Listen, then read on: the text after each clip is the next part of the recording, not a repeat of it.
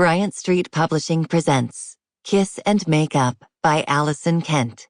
Read for you by Elaine Stone.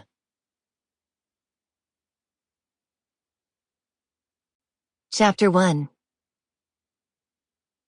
To Shandi Fossey, the sky was the limit.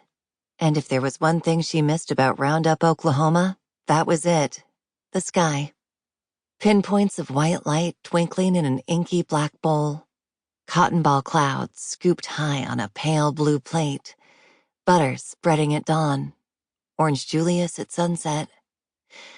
The sky above Manhattan was about wedges cut between buildings, streetlights reflected in window panes, and flashing neon colors. Or so it seemed, sitting as she was, cross-legged and lights off in front of the floor-to-ceiling windows of her 6th-floor West Village apartment at 3:30 in the morning. But that was okay, the wedges thing. Really. Because there were lights a whole lot brighter and much more meaningful here in the Big Apple than found anywhere in the sky over Oklahoma. And that was why she was here, wasn't it? For the lights on Broadway, as well as those off.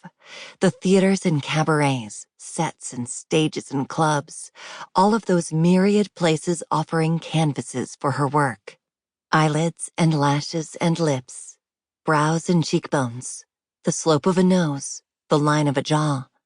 These were the landscapes she transformed, shaping and coloring and creating, turning the ordinary into the fantastic with her brushes and sponges, her pots and tubes and jars of colors and creams. She leaned her upper body to the left, stretching dozens of muscles as she draped her right arm as far as she could over her head and down toward the floor. Her shift as bartender at Erotique in the Hotel Hush meant long hours on her feet, at least 5 nights a week, many times 6. Afterward, unwinding beneath her own personal wedge of what sky she could see had become her routine.